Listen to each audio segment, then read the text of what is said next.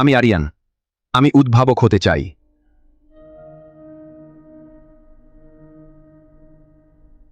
ওহ, উদ্ভাবক। তাহলে কিছু উদ্ভাবনী প্ল্যান তো করেছ নিশ্চয়ই।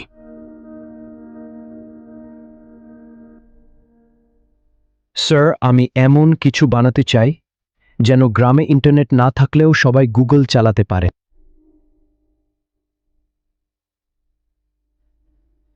ভালো, চেষ্টা করো। একদিন সব সম্ভব হবে। আমি আয়রা। আমার ইচ্ছে আমি যেন একজন ভালো মানুষ হতে পারি, নিজের জীবনটাকে স্বপ্নের মতো করে গড়তে চাই। বাহ, ভালো বলেছ।